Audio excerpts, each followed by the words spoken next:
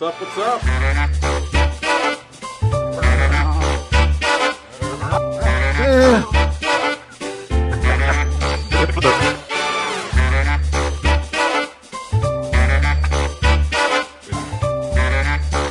Gary, maybe you can look up and give me a discerning look. He's supposed to be. He's just breathing out. Oh!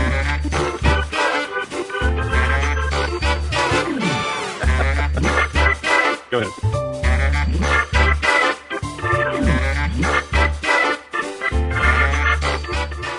Welcome to the Calling All Heroes Comics podcast. It's been about 100 years, but we're back for the first time in 2018 with a pretty big show. I'm George, and I'm joined by Tim. Hey, everybody. Gary. Hello. Walls. Peace. And our very special guest, we've been wanting him on the show for a while now, Mr. Donnie Johnson. Thanks for having me. Welcome. Awesome. Thanks for coming, man. Right off the top, you have a YouTube channel, don't you? Yep. Very easy to find. Just youtube.com/DonJohn. Also have a Twitter at DonJohn. Very easy to find. I do a lot of movie reviews and stuff like that. Awesome. All right, man. Cool. Sounds good. Well, we've been collecting over the last. Has it been 3 weeks or has it been a month? Three. Full weeks. month? Yeah. Okay. Oh, I had 3 weeks, man. All I right. lost a week somewhere. Maybe you were here and we weren't. Well, a whole bunch happened over the last 3 weeks or so. We've collected some Twitter questions, as well as some from Instagram, and then I got some just like texts and emails, and it's pretty cool actually. I guess we had said at the last episode, hey, throw us your questions, and people did, and they were quite an eclectic blend, huh? They love us. Complete with typos and everything. Yeah. You know what? It's funny because when we do that, I just take them all, I copy and paste them as they appeared. I want to maintain the integrity of the tweet. Right. Yeah. So- And the typos mean when they're in the moment, you know. Yeah. Texting away. Gotta send what they want. Yeah. Gotta give the people what they want. Yeah, so we're going to put, this week we're going to put Walls in charge of... Hey, keep her the questions again. Brought his glasses this time. That's what I'm talking about. All right, let's see here. See if technology works for me. This was the first one I noticed. Miss you guys a lot. Is the podcast canceled? No.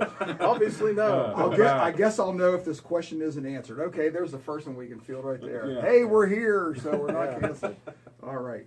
Made me feel warm and fuzzy. That's one question in the bank. We're actually wanted. There's something about somebody genuinely giving a damn that makes me feel like it's all worth rolled out on a Saturday morning. It's gonna be a good day. Would have been pretty great if you guys invited me just to find out that it was canceled. Yeah. By the way, this is our last one now. This is the end of a question. I wanted to talk to you guys about this myself. It says, question, will you guys take phone calls on the air? That's a good question. I think it comes down to two things. One, as we get a little more technically savvy, and it's been a slow road, but we've gone from audio to video to both. I mean, I'd like to. What do you guys think? I think it'd be all right. Sure. Yeah. I think the one key would be that right now on the podcast we're pre-taping and then we release it usually within 24 hours of us taping it. Like it's Saturday morning right now about 9:30. I think to take phone calls it would have to be live. Yeah. So I think that would be the big jump is going to live. Definitely. I mean, if other people think that would be cool or you'd want to call in, because man, nothing would be more depressing than sitting here going, we're going to wait for our fifth caller. It's been 6 hours and no one's called. Hey, those phone lines are buzzing. Hey, wait a second. No, they're not. We could just, we could just say, hey, we're going to be taping at 9:30 in the morning. If you're up, give us a call. Yeah, sure. No, That's true. That's definitely true. And I was just, I guess, thinking more in the way Good of a idea. conversation. If the questions had to do with what we were talking about, they'd be watching real time. That might just provide a little more interesting conversation. But no, it's definitely a good point. I can just see it though. Good news, guys. It's not that nobody was calling. I just didn't pay the phone bill. We're good. Podcast, can you hold? Podcast. Podcast. Line 2, hold on. Good stuff. Yeah, we have That George one. on line 2. Hold Now on. one for George, two for Tim. Yeah. There we go. Okay, the wheels are starting to roll in the other jokes direction. Right? All right, let's start off with this one, if we may. What were your favorite comic sci-fi movies of 2017, and what are you looking forward to in 2018? What that was an interesting question. Maybe throw it to Donnie. I love the Spider-Man Homecoming. I thought that was very well done. I'll ditto that. Loved Yeah, agreed. Loved The Last Jedi. I know that's a very divisive film, but I love The Last Jedi.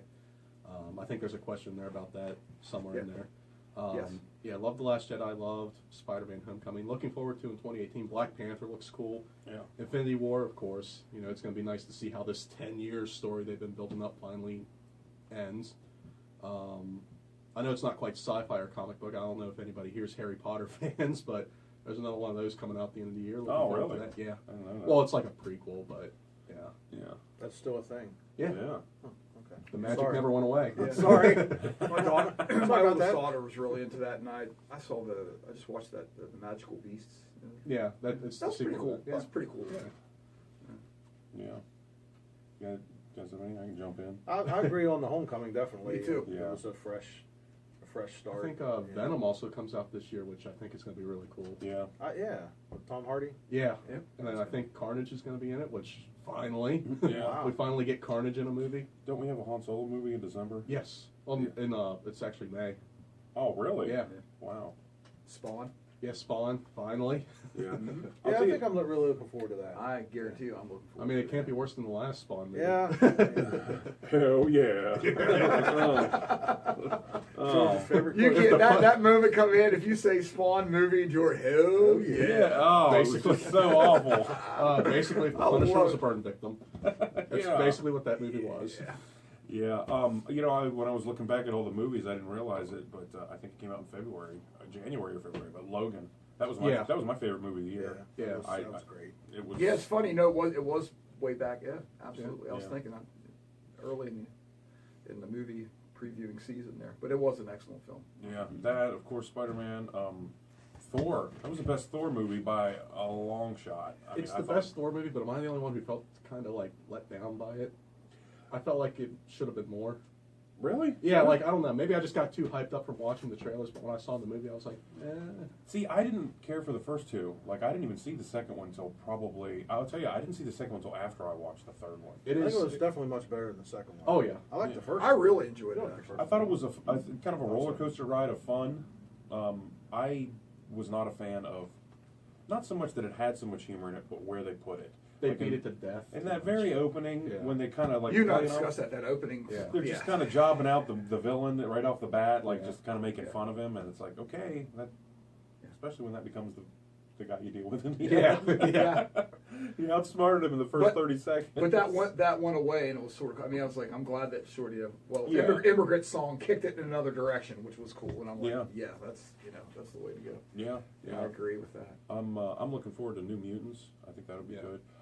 Did you guys happen to see and not to deviate too far, but did you see the trailer for it's a horror film that's coming out. It's called, I want to say Sounds of Silence, something to that effect. It has the guy Jim there from The Office, where you have to be totally quiet, like the only way they can hunt you is if they hear you. Have you seen, nobody seen that? No. You know what, in the description here, I'll post a link to that, because it's worth taking a look at. I think every now and again they come up with something new, a new Yeah. twist on the genre, and this might be it. Well, you mentioned something down that line. I'm sort of anxious to see The Shape of Water. Oh, yeah. It's got a sort of a Abe Sapien type character in it. An aquatic creature of some kind. On the It looks flip- pretty cool too. Yeah. I mean, On the flip side of that question, I think the most disappointing movie or TV show of the year will probably be Inhumans. Oh. I hate to, drudge up an old I movie. knew what was going to happen. I Yeah. started Yeah. mouthing the As soon words. as I brought it up, huh? Yeah, it was bad news. Don't want to bring it on a down note, but that was. Yeah, that's but really it's disappointing. you're 100% correct. I even suffered through like 2.5 episodes. Yeah, I did. I Okay. bought 2.5 episodes. Oh, I bought. sorry. Sorry about that. I spent $2.99. Oh man. And I thought Not once, twice. I thought I felt bad when I was buying season 6 of Walking Dead for $2.99 a week. Well, I'm sure I'll offend a lot of people, but I watched The Gifted the other night. Terrible. Not a fan. Yeah, I heard it wasn't that good. It just looks like any other show out there. Yeah. With people with a couple little special effects and everything. Really boring stuff. Really. Which is a shame too, because they could have gone so far down that rabbit hole. They could have made it unique. Well, they make everything. It's it's a whole problem with TV in general. Everything's just a drama. Everything looks like it's produced by the same people. Yeah. It's written by the same people. It's filmed by the same people. It doesn't make a difference whether it's Chicago Fire or The Gifted. It all looks like the same person. The new what was it, SWAT? It doesn't make it. Ever since like CSI and stuff showed up, everything looks the exact same on TV. like I said, it doesn't matter what channel, ABC, NBC, CBS, it all looks like the same show. I think that you got Every one of you got the networks that kind of just are relying on originality. And I think if you go to look at, I didn't watch it, but just looking at the reviews for like the Golden Globes, the Emmys, you look at that stuff, and the people that are getting those awards are Netflix and Hulu and the original stuff, because it is so far off base there. Because it's original. It really is. I tell you what, guys. That's the key word. My highest possible recommendation. It's called The End of the Effing World with 3 asterisks in the word effing. It was a British show. It's 20 minutes an episode. There's only 8 episodes. I sat down and watched the whole season in 2.5 hours, and then I grabbed my wife and we watched it again. It is it's so offbeat. It's a British show, and I was never historically a fan of British humor, and it's not funny. But because of, I think, the slight cultural differences, and the formula's changed up a bit, and I can't really put it into a category, but I kind of feel like, for some reason, maybe you'll disagree, but it fits in here. Like, if I sold DVDs of only genre-related stuff, I'd totally have that show. Like, it's definitely worth a watch. Cool. Yeah. All right. Well, what else we got, Walls? Alrighty. I know we had a couple people that were really big fans of Tim. Yeah, I'll take the compliment. Thanks, guys. Yeah. I say boner on there. You already did. Oh. We'll just maybe leave that behind. Yeah, we're gonna at the bottom. We'll also provide a link for a special email address so that you can send Tim your comments directly. Thank you very much. It's a burden that I'm prepared to bear. Dealing with my public. Are you ready? Any surprise hits in the world of comic books this past year? I was disappointed with Man-Thing return. Yeah, well, there you go. Yeah. Along the lines of Inhumans, the other thing I don't want to talk about anymore. Yeah. And I agree with you out there. Yes, absolutely. I was more than disappointed with that, but was happily surprised by the Batman White Knight, which I think we all agree. Absolutely. Yeah, Kramer turned me on to that. Artistically and writing wise, that's a pretty cool storyline. So, but in regards to that, is there any other surprises or flops that we can recall over 2017? I don't know if I'd classify it as a surprise, but Old Man Logan got real good. I'm really happy with it. Yeah, and It's still. I like the way the story arc's going now. But like 23, 24, 25, 26, I was just like, man, this is must read. Yeah, Deodato's coming off of it, though. Really? And I enjoyed Sorrentino's stuff, though. I mean, Sure. I like that, too. Absolutely. That was great. I just from 25 up to date, I've really enjoyed reading the story. Yeah. It's been really cool. I've really enjoyed it. It harkens back a little bit, but it's got a little bit of a twist on it. I just thought it was cool. Fighting all the Hulks, the Hulk family. That was really neat. I thought that was a nice original touch there. I thought that was cool. Yeah. Donnie and I both read Darth Vader. Yeah, Darth Vader's really good. Yeah. I also really liked Venomverse this past year. Yeah, I enjoyed that. I was going to say, Walsh, you get that, right? Yep, I read Venom. I've Venomverse. enjoyed the reincarnation, what I call it the reincarnation of Venom. I think it's really cool. Yeah, Eddie Brock being Venom again Yes. was nice. But Even though I really did like Lee Price as a character, Yeah. but they brought him back in Amazing. Oh, so. this is really cool though. The story arc that's going through now, it's really neat. Yeah.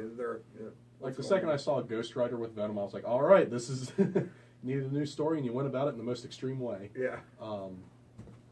Yeah, Venomverse was really cool. I'm trying to think what else came out last year. Well, Spider-Man Deadpool. I know you. Oh yeah, I've read it for about 3 or 4 issues, and mostly I think part of it's always how I've been is my loyalty to artists. But Chris Bacalo, and the story was really cool in that too. It's really neat. They're switching to a different artist. He's okay, but Bacalo, I mean, I think what they're trying to do is they're just moving him around on different things because I think he's such a dynamic illustrator. I mean, you could put it. I mean, I'll buy Squirrel Girl if they put Bacalo on it. Yeah. I'm honest. Going I'll buy back it. to the Squirrel Girl. He's not Squirrel on Girl's always the he's walls coming measuring back. Oh, he is coming back. Wait. Oh, is he really? Because you read the previews, and I'm terrible. Wait to hear. I don't read the previews, guys. I'm sorry. I just don't do it. I have a We have an elitist in our midst. I have a dear old friend here that takes care of He's all the that for workhorse me. over here. Yes, handling for and him. he is, and I am All all the great detective thanks. work. I'll get a little text. I'll say, hey, Corbin's going to be on the cover of this, and I'll get all excited, and then I'll next listen. I ordered it for you. What a guy. I really liked seeing the return of Spectacular Spider-Man. Yeah. That was really nice. Kubert Yeah. art. Yeah. Yeah. I'm picking up on that. Those latest covers too kind of have Norman Rockwell flavor to him. Have you noticed that? Yeah. Well, it's just nice. It was also just nice to see a Spider-Man title that's a little bit more toned down, Right. more self-contained. Sure. You're not worrying about what else is going on with Yeah. Iron Man or whoever. Well, in the '90s, I think that's the way Sal Buscema did that book, and it was very pedestrian. It was very more about just relationships, but it wasn't going to outer space. Right. It was like dealing with an aging vulture. Right. Yeah, Very good description. You know? the creative team It's my on new word. the creative team on Spawn has Pedestrian. been fantastic. Yeah, I'll Spawn. The whole Yeah, entire absolutely. year. There's not been an Yeah. issue that has even Yeah. been remotely disappointing to me Yeah. from cover to finish. The interior art, the story arc, everything. It's been really consistent. Yeah. And I know I've talked about it a million times, but I mean, I look around on these shelves all the time, and I'm just glad when it comes out. And it comes out very consistently. Because you remember how Image was in the beginning. Good Lord. Well, Spawn was a fairly consistent book Yeah, of right. the Image titles. But a lot of them were like, are you kidding me? And they got much better at that. But Spawn is like, it's a clockwork book, and it doesn't look harried. It looks like it's been developed very well. I'm Savage Dragon's impressed. still, Yeah. kicking off the. Yeah. It's going down a crazy path right now. But Savage Dragon, man, it's like, speaking of boner, I mean, it's An like, adult title. Well, yeah, it is a yes. way. I was like, Very I showed it to savage. you. I'm like, It's very you see, savage. because you were putting it out on the shelf. I'm like, hey George, you see the new Spawn? It's like, I give it to George. He's like, Oh, whoa. you better put that a couple shelves higher. He said, I'm gonna put that on the top. Has it got a brown wrapper on it? Where's Chip at? Yeah. I gotta He's at smell home this reading the book from Savage here. Dragon. Chip Witch is on the John reading the Savage Dragon right now. That's cool. On the porcelain convenience. I'll tell you, the polar opposite ends of the spectrum. Civil War was a dumpster fire. It was Yeah. horrible. I didn't have one single customer follow it all the way to its end. Maybe it's because the story sucked. Maybe it's because the art wasn't that great. Maybe because you only got about 17 or 18 pages of story. Or maybe it was because the cover price on it was $5.99. Yeah, I I didn't- mean, those are all reasons to bail on a book. The opposite end of that, and we only got one issue in 2017, but Marvel 2-in-1 exceeded my expectations. That's the I'm thing glad in you the torch. I'm glad you Yeah. brought that up. I really enjoyed that read. Me too. The first issue, I really liked it.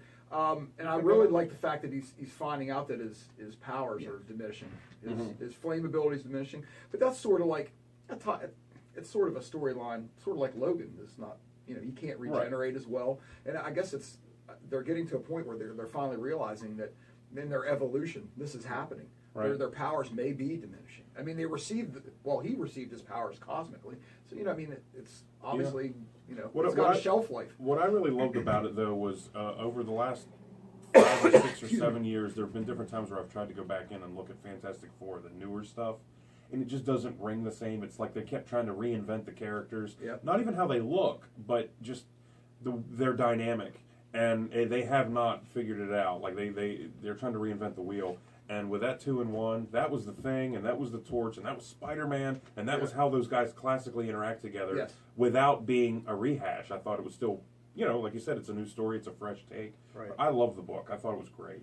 Yeah. I can't wait for the. That was a series really. to play I mean, out. the art drew me to the book. I saw the cover, and I saw the cover for 2 with the the FF #1 sort of the throwback there. When I saw the artwork, so I'm immediately attracted by the art. But the stories, I think I actually even enjoyed the story in the first issue more than the art, even though the art was very, very nice. It's very nice. That was another thing. Personally, I just really dug the art because I don't remember who actually drew it, but the Thing, whoever drew that, he's taken that directly from Paul Ryan. That is the Paul Ryan Thing from Fantastic Four of the 350s, 360s, 370s, 380s. I mean, just the head, the shape, everything about it. I was just like, man, this is. I thought he had sort of a Barry Windsor Smith kind of feel to the art. I can see that too, for sure. Yeah. Well, and it didn't cross over into everybody, but And I'm just talking his about take on the Thing was that. Barry Windsor Smith and his later career stuff, not his early stuff, which was more like Steranko. I'm talking about Barry Windsor Smith when he was like really tighten things up. You know what I'm talking about. That's sort of how I felt the art look. I just thought it was really good. Yeah. It gets a 2 thumbs up. Well, do you guys think that when you're speaking of the FF and trying to get the feel, obviously you're trying to get the feel, maybe even the Kirby Lee stuff. Mm-hmm. Do you think it's very difficult for creators, even if they try, to go back home? If you know what I'm talking about. I think that what it is, for me, it wasn't so much a style where the way it's drawn or anything like that, or the pacing, they haven't been able to get the dynamics between those four characters right, which seems so silly to me because it's so basic. I mean, it's a very basic. Shouldn't be difficult. It really shouldn't be, and they haven't gotten that right for. Now going back and reading, there was a period where I wasn't reading books, but now going back and looking through it all, they haven't gotten it right since probably the late '90s. Since then, it's just like I didn't think Rebirth. Remember when Jim Lee did the Rebirth? Oh book? yeah. That I didn't care for that. The Fantastic Four Unlimited, that was horrible. Yeah, I think the fact that I didn't even notice the Fantastic Four didn't have a book until it was pointed out to me, like a year or two ago, really speaks volumes. Yeah. There's something that's just not there, and I think everything rises and falls in popularity, but I think it was just the result of them not being able to crank out a book. The only part of I guess it was Unlimited though, was interesting though, was when the whole Marvel Zombie thing occurred, like when that came out in the. Yeah, I mean, I guess that was significantly later. It was in the issue 30s. Because I might be thinking of a different series, because I bought Fantastic Four Unlimited #1 from your store in 1991. Do you remember that? Mm. And opening the book and the art just being horrible. No, this would have been like right before the zombies came, the Marvel Zombies. That's how that whole thing was introduced. Okay, so maybe it was a second volume then. I think it was a second volume. It must have been a second volume, because I'll be honest with you, like new books, there was a time frame, after Gary's, shop, excuse me, was gone, and some people try to do it locally here. I would go out of town. I really lost touch for a while myself. There wasn't a local place to go to that I really. I go to Frostburg every now and then, but that was so hit or miss. There's been some gray areas for me too. And I call those the eBay years. The graphic novel eBay years. That's nice. I'll be honest with you. I didn't, outside of collecting old stuff back at really moldy oldie stuff or back issues, I really didn't pay much attention to new books hardly at all. Same here, just because, like you said, there wasn't a place around here for the longest time. Yeah. So I got to do the hands-on thing. And exactly, that's the whole brick point. and mortar For me, store, that's the man. whole I got to point. have it. So. You can get Thanks. you can buy anything on We're playing eBay. towels. You can buy anything on eBay any day, any time of night. You can do that. Right. But there's still something about walking in, picking it up, and looking at it. It's and smelling it. It's always going to be You there. got to smell it. Not to put you on the spot, Donnie, but if you don't mind me asking, how old were you? Like, did you grow up at all? Was there ever a comic book store around here? no, Okay. not from my memory anyway. If there was, it was not very well known. So how did you get into it? Just the same way a lot of people my age got into it in like the 90s. I mean, we had the Spider-Man cartoon, the X-Men cartoon, and then the movies started coming out. And then I did have like a few old comics at home. It just sort of, all little boys like superheroes. Right. So, and then It just surprises me how few graduate from watching the cartoons to walking in and buying a comic book. Well, yeah, it's like, growing up watching the cartoons and the movies and seeing all that stuff, eventually it came to a point where I was like, I would love to actually have the thing that started the whole everything else, know? Makes sense. So, Yeah, it makes perfect sense. It surprises and saddens me how rare that is, because that well, it's okay to be wrong sometimes. Yeah, Well, Don, if you watch our podcast with me, it all starts with comic books, and that's where it ends. In fact, I watched Planet Hulk on Vudu the other day. Yeah. Like the whole cartoon stuff, and it's interesting, because they changed obviously a couple things, not a whole lot, but a couple things. But for me, I'm adamant about the comic books. That's where it all comes from. The cartoons, the action figures, the Underoos, the movies. In that order. Yeah. You know what? I have to say something that he was included. It was included in Ragnarok, and I've seen the cartoon as well. But nothing touches that comic story. Nothing. Oh, the Planet It was Hulk. really cool how it was implemented in Thor, and I really enjoyed it. And I would be lying to you if I said I didn't. But it's not anywhere. Doesn't touch the comic series. No. Well, they're back at Planet Hulk now with Amadeus, right? Yeah. And there again, it's the same thing. Star Wars, when I first saw, what was the first one when they came back? The Force Awakens. Force Awakens. From the very beginning of that film, it's 1977 again. Which that's just J.J. Abrams. He plays it very safe with any movie he directs. Right, but I'm just saying that's one of those things when we're talking about the FF, where sometimes you just can't go home. And Star Wars knocked it out of the park for nostalgia. Yeah. And still to this day, I'm watching the previews of the new films, and they look like 1977. They're still doing that. Yeah. And that's good and bad, I guess. They're not Why mess with the progressing. formula? Huh? There's Why pros mess and with the cons. success? Yeah, exactly. Well, I think it'd be unfair thing to say that they're just cookie cuttering it. I think they're doing a hell of a job of balancing, giving you the old feel with a new story. That's part of why not everybody, but a lot of people complain about this movie. The last one, the big complaint was, well, it's too much like the original one. Like they literally carbon copied it and just added new characters and just changed a few things around, but it's the same movie and everybody wanted to complain. Now this one comes out that completely subverts everybody's opinion of what should have happened, and now it's time to complain. Oh, they completely ruined it. Well, it's like, okay, just stop it. Well, some people complain if their ice cream's cold, so yeah, it's that's how it is. It's like, not cold enough. Yeah. Well, backing up to the FF thing, saying it's pretty been lackluster. Obviously, there hasn't been a book, but I think people overlook the 12 or 13 issue run that Mike Allred did. Yeah. A couple years ago, I really enjoyed that. And, and it's not. I'm not saying that he's like the greatest artist ever, but I just like his take on stuff. It's definitely he's got a flavor. He's got like a cartoony kind of thing. He reminds me of Charles Burns, who I Yeah. really love. And Yeah. but I don't think he is Charles Burns, but he sort of reminds me of that. Yeah, it is a neat story too. It's just cool. So. Yeah, I forgot about that. But what I'd Which say is it's which not is which what is you also the think look of that little 2-part X-Men book. Oh, Ed That Piskor. underground, that man, Grand, what a Grand cool, Design. Grand Yeah. Design. what a cool Yep. book. Yep. There you go. X-Men Grand Design. Yeah, I his get- stuff That's reminds me. another double thumbs up. That guy's stuff reminds me of Chris Ware.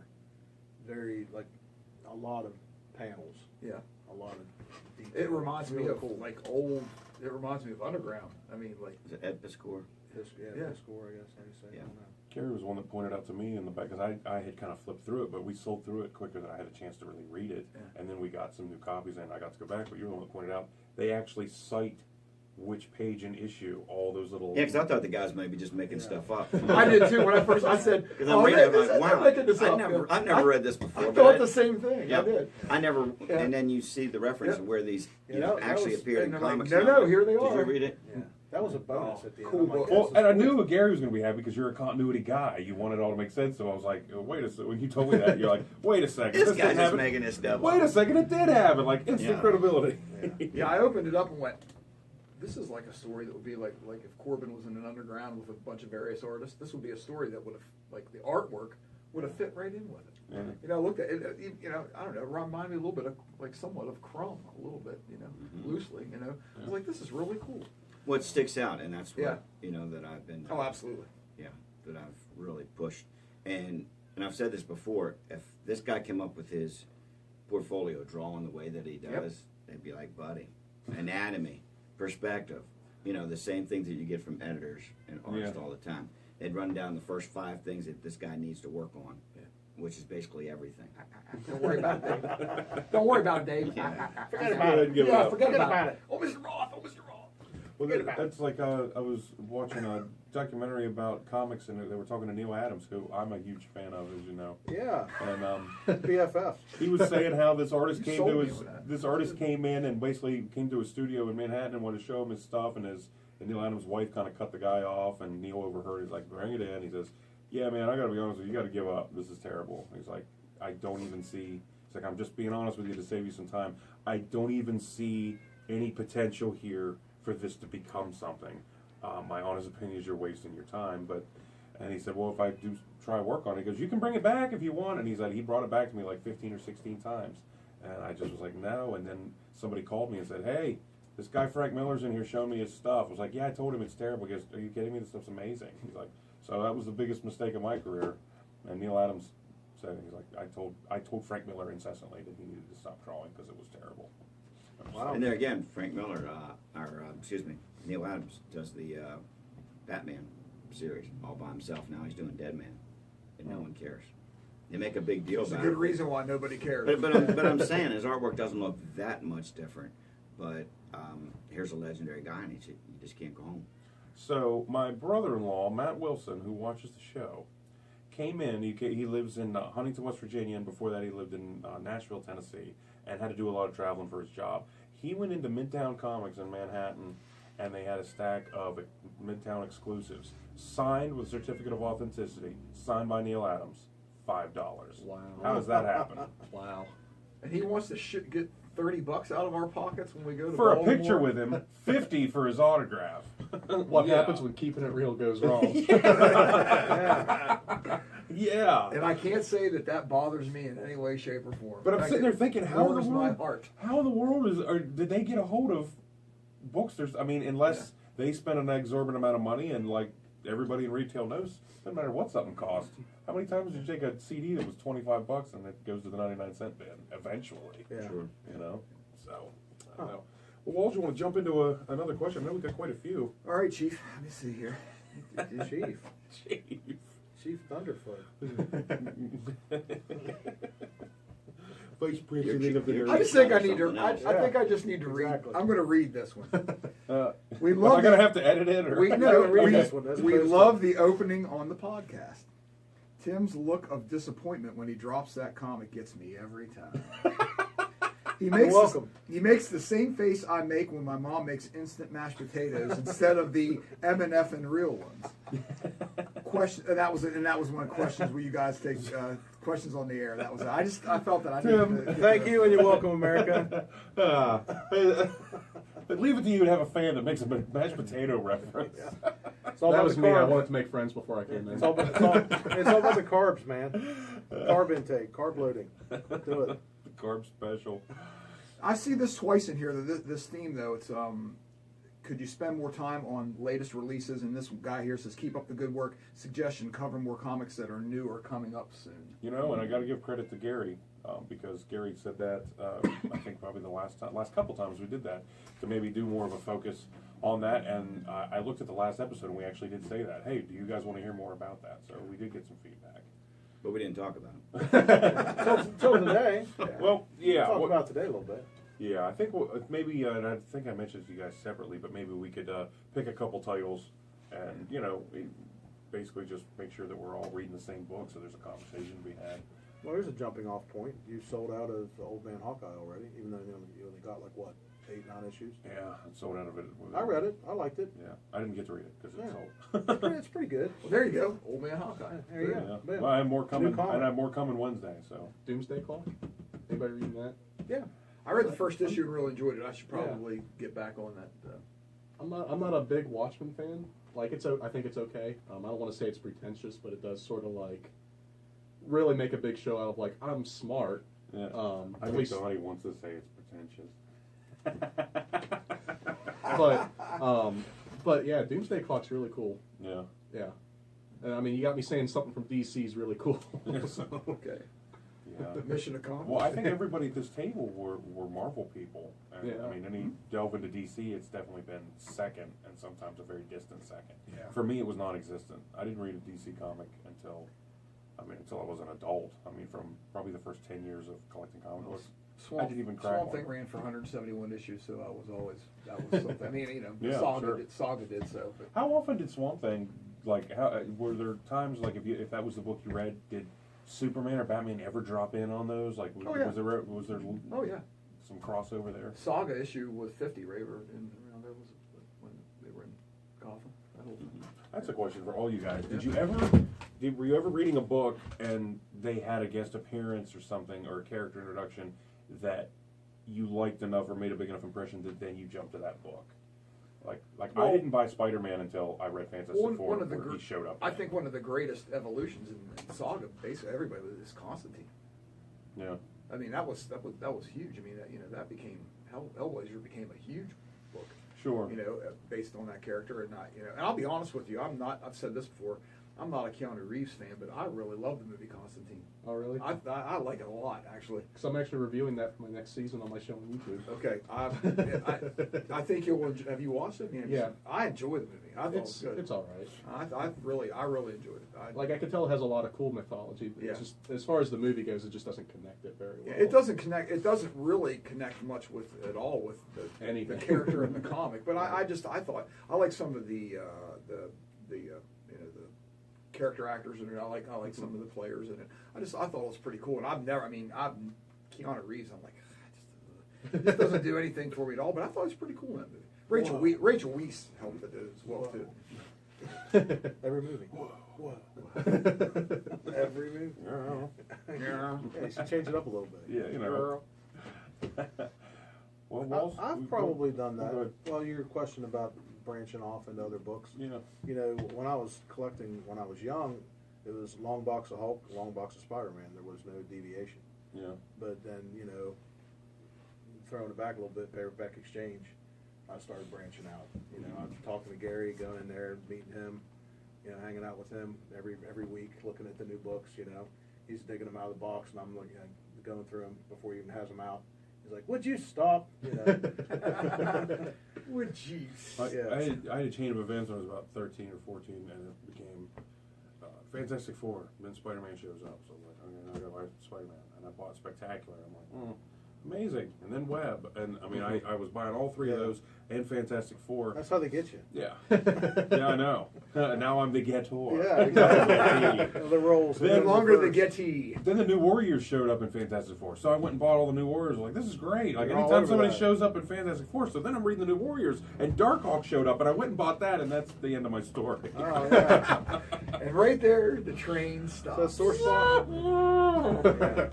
I'll tell you what, though, I thought in the early days of Image, they did, which, I mean, I was a freshman when that started. I thought they did a cool job of crossing over. Like, I already liked Eric Larson a lot, so I was buying Savage Dragon. I thought it was really, really cool. And then I bought Spawn, and then when I saw, like, Jim Valentino, that Shadowhawk book was going to have a guest appearance by Spawn, so you buy that, and before you know it, you're buying every title they had. Yeah, I liked whenever they did each other's books, like they took Yeah. a turn doing each other's books. Yeah. Like Jim Lee and that Savage Dragon. Sylvester cover. That did was great. Spawn, I think it was, because that's when Tremor first came out. That was, Yeah. that was like, Yeah. that was like 25. That was a good book. Yeah, I like that. Yeah. I remember that. They just started doing a sequel to a Batman TMNT crossover. Yeah. Oh, yeah. I'm digging it. Yeah. I like the first one a lot, and the second one's really good so far. Oh, Yeah. cool. Yeah, that guy's art. Aha, there's something else new. Yeah, and we still have one copy of one and one copy of two, and the same team that did that did, of course, the original one. Mhm. But in between that, they did a 6-issue He-Man Thundercats crossover, They did. and it was awesome. You could totally tell those guys were fans. Mhm. Like, just scenes like, did you read the I saw like bits and pieces. there was a scene where Skeletor's at the head of this like dinner table type thing, and every villain from He-Man that I ever saw, I mean, there's like 20 of them running in the line. They didn't have to sit there and illustrate all that, but you know that guy's like, you mean I get to draw all these guys? Like, Yeah. it just, the love came through real clear on it. That's what I liked about the Monsters Unleashed series. It was cool to see Yeah. all those different artists draw the old monsters that I loved from my past. It was Yeah. really, and they did a really fantastic job. That was really neat. I'm like, I'm going to get to see like all the. It was amazing how many of those creatures and things that they incorporated into it. You know, like I know a lot of them were just backgrounds and things, but it was really like I know who that guy is. I mean, like they were for me they were Sure. identifiable. Some people are looking at them going, you know, this is just like a page full of cool monsters, and that's neat. Yeah, but it was like, oh, look at that guy. Oh man, I can't believe you drew that guy. That was a really cool thing for me to see that. There's nothing better than whenever a comic or a show or a movie rewards your diligence and your dedication. That was like to it. 40 years. I was Yeah. like, wow, this is, I was really amazed by it. And Yeah. I like that stuff. Yeah, absolutely. Next. Next. I guess we've touched on some of this, but with Disney buying Fox, it has been reported that X-Men, Fantastic Four, and all of their related characters and villains are freed up to join the Marvel Comics universe. With this new host of characters, what film or films would you put together? First Wow. and foremost, Fantastic Four and Inhumans, a good version of the Inhumans, and I think- Surfer rolling into Infinity War 2. You know what I'd love to see? Like I've mentioned before, I'm not a fan of the Fantastic Four, but I love Doctor Doom. I'd love to see Doctor Doom be like an Avengers villain, like him being like basically the new Thanos. Yeah, I'd love to see that. yeah. Him or Magneto. I really think that Galactus is going to roll in to be the guy after Thanos. Yeah. You know, I mean, it's probably not an original call, but Yeah. This wouldn't be like a whole movie premise, but now that we got the FF back and stuff like that, and I know George would be on board with this, but as long as I am, that's the only way it's getting made. that's right, yeah, because they're on the phone with us, calling us all the time for our opinions. I think the Hulk versus Thing would be like a neat like little insert into part of the movie. Sure. I mean, because that was like the thing. Mm. I mean, no pun intended, but George, Yeah. he's all about the Thing winning. I'm going to call it now that if they don't show up in Infinity War Part 1, that the Fantastic Four are going to be in Infinity War, the second part, in 2019, and I think there will be a Hulk thing gimmick there. I mean, what a great way to jumpstart interest in those characters again, as opposed to trying to wheel out another movie and deal with how Another bad movie. yeah, how crappy those movies were. It's Yeah. like now have them kind of what they did with Incredible Hulk. I mean, those movies weren't good. No, they weren't. That John Woo movie was put up, Yeah. That's pretty and bad. it was pretty sketchy. So they insert him in these really great movies. Now, I mean, I've loved the Hulk in all the Avengers movies and then the Thor movie. I thought he was really cool. He works best as a support. Yeah, and I think that he could develop into especially they do the Smart Hulk. They could make it a full movie, but Grey they do that Hulk. with the Thing. Yeah, Joe Fixit, man. The Grey Hulk Yeah. for me would be Joe absolutely Fixit, cool. just call it Joe and Yeah. go with it. That'd be great. Yeah, absolutely. Marlowe. Yeah. Here. Gary, I know you're not a big movie fan, but you're like, no comment. No, I just don't see many of them. I don't, as I said before, it's not something I need to do as a comic book reader. Fair enough. The throwing the X-Men into the universe. I mean, the dream would be having Wolverine show up and Yeah, it's a Avengers. shame Hugh Jackman's done. Well, that'd be the dream is him Yeah. to come rolling back in. Well, there's dollars out there. You never know. Yeah. You never know. Yeah. Yeah. No, So I'd for love to sure. see like a Wolverine Spider-Man team up because I always liked those in the comics whenever those two would get together. But see, if they're throwing all the characters in, I think it'd be cool if the Fantastic Four, for some kind of big battle coming on, the old Mole Man would bring some creatures up and kick some butt. You know, There you I would be like, yep, I'm down with that. Yeah. Yeah. Yeah. Just out of left field, at the very beginning, I told you guys about that show called The End of the Effing World on Netflix. I was like, why am I putting that in the group? It's a graphic novel. It's based on a graphic novel. Okay. That's why. Okay. Yeah. Sidebar. So you won't have to stay in detention today. That was a good recovery. You're not staying over. Okay, It only you're not took me staying about over. 30 minutes.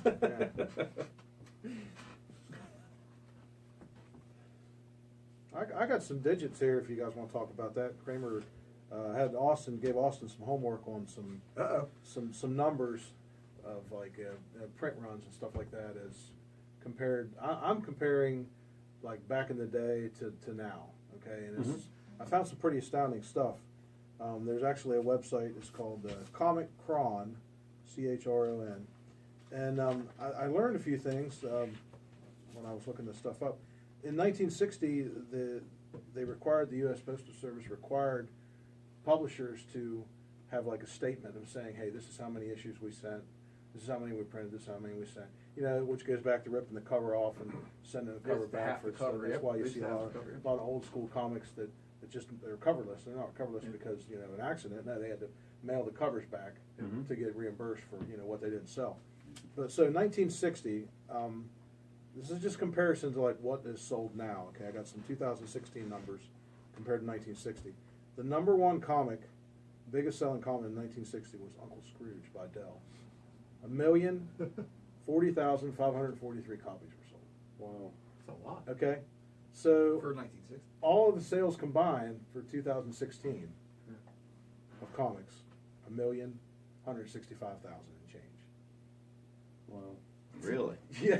So I mean, it's on the internet, so it's Uncle got to be Scrooge true. McDuck sold, Yeah. sold one copy. One book sold Yeah. outsold the entire 2016. Yeah. Probably speaks to the Wow. division of Yeah. outlets for your entertainment these days. Yeah. Yeah, exactly. I was thinking Sure. technology driven. You got the radio, and if you're not Yep. listening to Little Orphan Annie, you're going to the comic store, and there's 10 funny books on the wall. And if you're not doing that, you're going down to the theater to watch a movie, and that'd be about it. That's it. Maybe go outside and play. What? Oh no! But anyway, I was looking at the. Exercise of fresh air are Yeah. just a cancer for I mean, if the professors outdoors- of comics. And I'm the like poster myself. child for that picture of health. So I mean, If anyway. the outdoors are so great, why are the bugs always trying to get in my house? Exactly. But some of the stuff I noticed on there, obviously in 1960 it was DC driven. I mean, so many DC titles. They had like a picture of like 50 books, and it was like 90% DC. But there were like at that time there were 4 Marvel titles: Tales of Astonish, Tales of Suspense, Kid Cold Outlaw. 3. See, I can't count either. But they were like 100,000 and change, like 163,000. Strange 148,000. Tales probably should have been still going there. Yeah, I think. But the top 10 Because they all comics, became superheroes. top They 10 didn't- comics for sales for 2016. Walking Dead, 156,000 and 166 comics. That was how many were sold. Total? I think. I mean, like I say, it Or was. Walking Dead 150 sold that. Yeah, 150. Yeah. Okay. Not total. Old Man Logan was like one of the only Marvel comics. These are the top 10. There were 4 Star Wars titles. Going to what you said, a lot of that Star Wars stuff selling. That there's Star Wars stuff on the interweb. I think the Star Wars stuff, speaking to that, the way Uncle Scrooge did in 1960. I mean, you figure Wonderful World of Disney, ABC. Right. But I was just kind of poking around, looking at like the biggest selling comics. Star Wars in 1977, the number 1 sold like 1 million copies, but it was several print runs. Okay. Yeah. Walking Dead, number 1, snuck it under the radar, like 7,200. That's it. That's all that exists. First print. Spider-Man, McFarlane Spider-Man, 2.5 million copies. Yeah. You could line your casket with those, I'm sure. Yeah. You have the, To so quote you have it- the X-Men one on there? I didn't get pull the X-Men up. I saw it got on- the Spawn. Okay. 1.7 million Spawn in '92. Yeah, that X-Men that Jim Lee did with the 5 variant covers, just under 6 million copies. Yeah, crazy. The month it came out. Now, is that just like the print, or does that include like digital sales too? I didn't pull up the digital stuff. And that was There's part. there's no digital sales for X-Men number 1. No. Right. Well, I'm talking for like. And I'm talking the 1991 Jim Yeah. Lee X-Men number Yeah. 1, but you're Right, right. There's exactly. none there either. Right. And I started getting smart, and I was like changing the date on like the web address. I'm like, oh, let's see what 64 was. I put the 4 in there and do it. And they only go up to 1969. I was kind of disappointed. But the one thing I did notice in 1964, the Marvel did start ramping it up a little bit. There were 5 titles that were on the map. Okay. Spider-Man wasn't in there yet. It wasn't. They didn't have the numbers Oh, to okay. be in the top 10 or 20 or whatever. Wow. Journey into Mystery, Tales of Spence, Raw Odd Kid, Kid Cold Outlaw. But what I did notice, because I'm a big Mad Magazine fan, in 1964, Mad Magazine sold over 1 million copies. Just Mad Magazine. Huh. You know, I'm like, yeah, go, Al Jaff, But just stuff like that is just really neat. I mean, a lot of Dell stuff, Gold Key, Archie, they were like huge in the 60s. I mean, and now the print runs now for these things is just like minuscule compared to that. And like you're saying about the technology and what's available and what's out there. So, I just thought that was neat. About the movies, even though I don't find them essential for reading, for comic books in general, I can't say they saved comic books, but they sure do help Yeah. in every way. Yeah. Every avenue and stuff that a comic book goes out into the public, a comic book character, it's wonderful.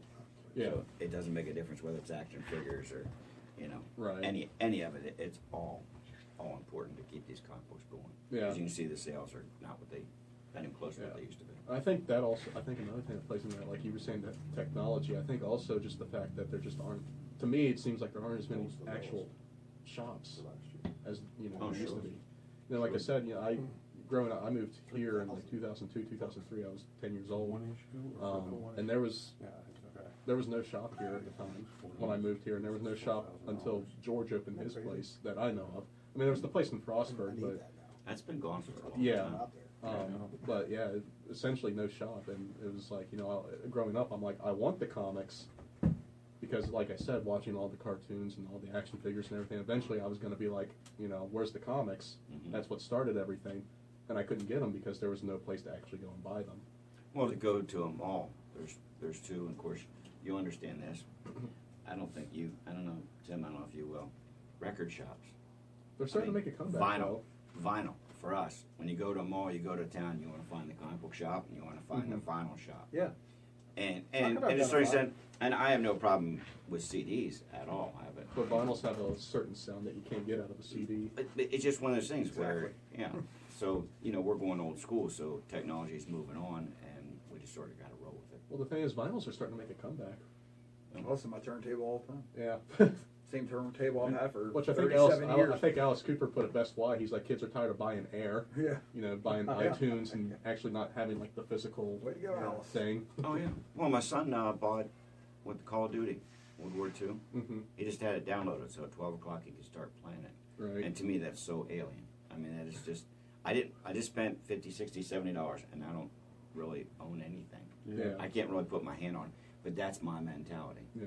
I like, graphic novels. I like comic books. I like vinyl. I like CDs. I don't want an iPod. I have an iPod that has 15,000 songs on it, which is really cool to move it around when my record player can't go. Right. But When you're at home, you just want that record player. yeah, Well, you're CD talking player, about, CDs, not having a shop around, growing up and stuff like that. I was a prisoner of like the convenience, the mom and pop store, and Acme and stuff like that. And once in a great while, go to the book center downtown. That was like heaven because they had the spinner rack. But until a shop was around, you didn't get any continuity. You might have Spider-Man 141, and then a couple months later you're like, oh, it's up to 146 already. Oh, I missed all these. I gotta find them. Well, the book center was up at the LaVale before, like when it originated there. Yep. I remember walking in. And I always went to the magazine section, and that's when the first time I ever saw Creepy and Eerie was like Vampirella were there, and I was like, I had my eyes shut. Book, I was like, Oh yeah. whoop. A&P and Super Fresh. Yeah. Spinner, it was always like, oh, was this Fantastic Four going to be bad? It was like, spine stress. Oh yeah, man. Oh yeah, Yeah. on a spinner rack, you're always like, I'm going to go to the back. You got to go to the back of the rack. one, Exactly. maybe, Yeah, I remember the old lady at A&P and then Super Fresh. Always just like, don't touch him if you ain't buying them. I'm like, well, how do I know if I want to buy them if I can't touch them? Yeah, exactly. You just know. Yeah. Well, I just got done reading. You spoke about Abe Sapien. I just read the whole 36 issue run because you can go on. I forget what it's called, comic book something. But you can read every issue. It's all in there. Yeah. And I was about halfway through the second issue. I'm like, I'm done with this. Downloading and everything else. I've had enough. Went on eBay, found the collection, and I got them off Jason from the first 24. Yeah. And He's cool. yeah, and I loved having them in front of me, the covers and everything about it, because I was not going to read 36 issues on the internet. Like I said, for me, it's just an empty feeling. I read it and I enjoy it. The story's all the same, but for me, it's where's the book at? Where can I put my hands on it? Where can I put it on the wall when I'm done? This is something that I really like. I look around my room; it's filled with comic book stuff, Looks like fantasy this. stuff. Yeah, it looks like this. Yeah. Feels just like we're home. Yeah, and there again, we have our electronic devices. We could or blow up your computer, your laptop, and read any of this stuff anytime. It's all free. I could save myself a lot of money, but it's not the life experience that I want. Right. Well, it's kind of hard to do a mad fold-in online. Yeah, Yeah. I have that's a lot. really old school. I have a lot. I'm sorry. I have a lot of. Download the app. I've ruined, the app, Cam. I've ruined a lot of tablets doing that. It's autofold.com. Does this for you. Aljaff With the push of a button. on the interwebs. On the intranet. It's, man. On it's- the eBay. Hey, man, online. Remember the 90s commercials? They'd say, you buy it from AOL, you get this CD. It's only $24.95 per CD. Then you can be online. Wow, what a time to be alive. Yeah. Oh, man, that's the way those commercials were, too. At the beginning, you'd have a guy saying, going, let's say you want to learn about dinosaurs. Guess what? You just type in dinosaurs and look, your kids are learning. Online. You'll have to break out that encyclopedia. Man, check What's out this that? floppy disk. You won't believe how many pieces of paper this thing can hold. Right. It doesn't get any better than this. Yeah. Well, we're running low on time. So you got any other questions for us, Walter? Well, I thought I'd cover this one because Donnie's sitting right beside me here. If you had a tattoo, if you had to tattoo a comic character on your body, who would it be? On your body. Yeah. Body. And where Oh, my and body. where would it go? Well, I think I'm going to get a tattoo of the Things Rock on my ass. That's- thanks for painting that picture. You're welcome. That's a mental postcard I wanted to mail you. Yeah, it's good times. Yeah, I mean, I got Mysterio on my arm. I got Venom and Carnage on my leg. I'm thinking about adding to this one, maybe getting the Sinister Six all up. That's up pretty this cool. arm. That would be cool. Maybe. I don't know. Other than that, I don't really know what I would do. Yeah. We talked about this. Do you remember the 70s Marvels? Like Fantastic Four has the little corner, the rectangular. It says Marvel Comics Group. Always had like a picture or something. Yeah, Yeah, I thought it'd be cool to have like one of those on there. Like, That would be cool. Yeah. If I was really getting a tattoo of a comic character, I'd probably go with some James O'Barr Crow Yeah. and be on my arm. What about you, Tim? I don't know, man. It's one of those things you think about and then you're like, nah, not doing it. But if I could, I mean, you have it'd to pick probably be one. something Hulk related. Yeah. Yeah, that's Absolutely. my go-to. Mr. Fix It. Yeah, yeah. Joe, fix it. Joe fix it. The categories. Yeah. Yeah.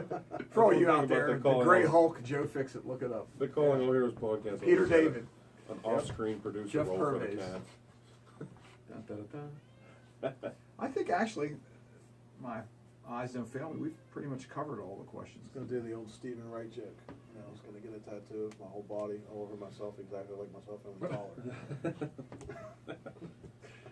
I didn't remember what it was, how they wrote it, but somebody was complaining that Tim and I stopped doing the Oh yes. movie. Oh, the movie the thing? movie Yeah. podcast. Yeah, Yes. sorry Yeah. guys, it's this thing called life. It comes down, yeah. It just kind of gets in the way, you know. See, with this, we all can sit down and just basically shoot the breeze and have a good time on a Yep. Saturday morning. And I would argue we enjoy it.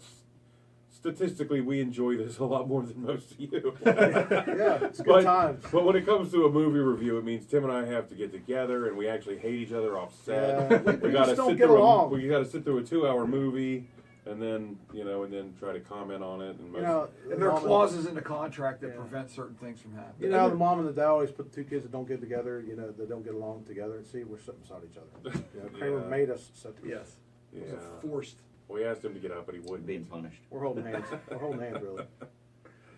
It could happen this year. We could foray back into the movie. For a, Stay tuned, true But in believers. the meantime, Stay tuned. Donnie's site, that's what he does. Yeah. Movie reviews. Yeah. How many do you have on your channel right now, roughly? Oof. Like I took a break for a little bit just because, like you said, there's this thing called life. Yeah, that life. happens. It kind of gets in the way. Yeah. Gets in the way of my fun. I want to say maybe 30 to 40 right now. Wow. And I'm getting ready to start Cool. another season and hopefully have a more consistent schedule. And Cool. I bet start two. Cool. Like two. I think What are we, Spider-Man, Batman. One of Yeah, those you really did. You crappy did I remember you Fantastic did Four Batman movie. Begins and Spawn, and both of you were like, "It's kind of garbage." Yeah. What, Spawn garbage? Yeah. Hell yeah. Hell yeah. we. Good times. I remember I saw the Spawn movie for the first time like a year ago. Like I remember it coming out when I was a kid, but I never watched it until like a year ago. I was like, I'm kind of excited. I love Spawn. Hour and a half later, wow, that was some hot garbage. Yeah. Yeah. yep. Well, and I have high hopes for the new Spawn movie because I So think do I. when that movie came out, Todd hadn't really got the chance to develop that character to its fullest extent. Yeah. And the movie, I think, reflected that. Mm-hmm. Whereas they have so much to pull from now. And, True. you know, and the other thing, too, is I think that for a long time with movies like that, or like they did that with The Crow, they get these shoestring budgets and then they're able to make some magic happen. But now when you've got basically superhero movies making billions of dollars, I don't think that studios are as gun shy. It's like, oh, you're making a Spawn movie? You want to make it for $100 million? Here. Yeah. Not $3 million, which is what that first one cost. $3 or $6 million is Yeah. what they made that movie for. Yeah. But, yeah, it's all interesting. Tidbit for you. Thank you very much. Yeah, you're welcome. See, the tension sometimes you just cut it with a knife. Yeah. That's why I'm turned away a little bit.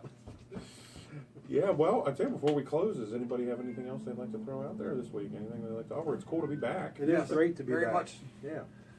And I guess I'd like to say I appreciate the fact people are like sort of kind of missing us when I read some of these things. Like, Yeah. where you guys been? What's going on? It's like, hey, actually, people are watching. Well, you gave them that little tease, that Walls Merry Christmas bit, Yeah. you know, and that was good. It's Thank like you. a little bonus. Or something.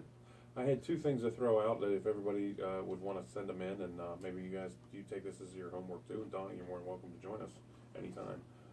Absolutely. What we were thinking was find something on eBay.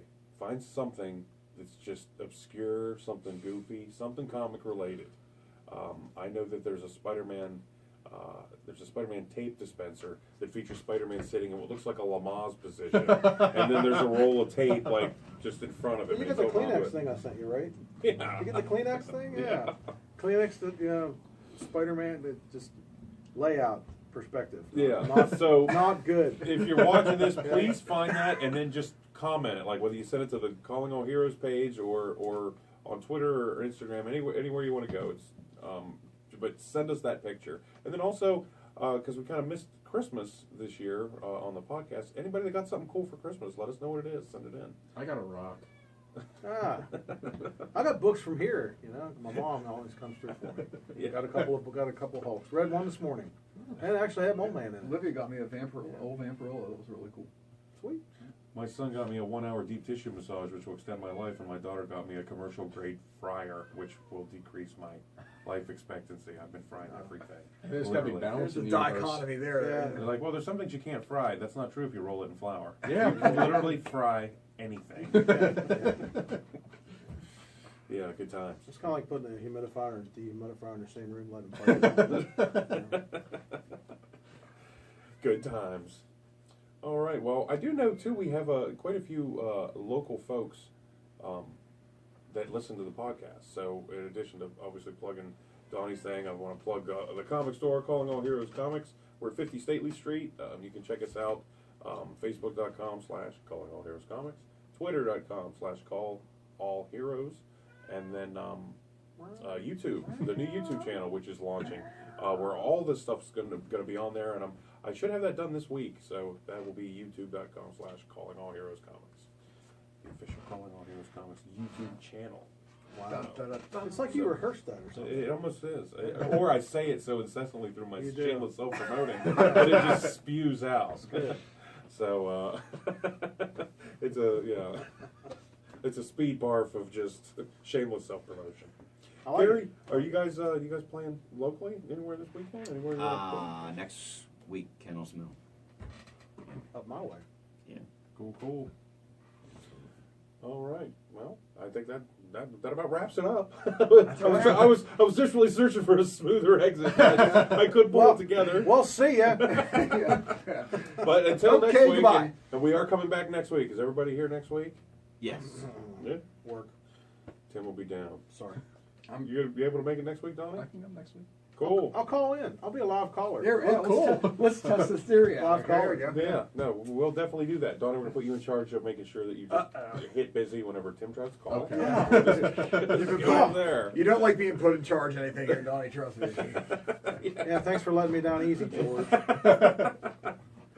All right, well, on that hurtful note, Yeah, I got feelings, you know. I am George, Tim. Gary. Walls. Donnie. and we will see you guys next week. Thanks so much. Peace.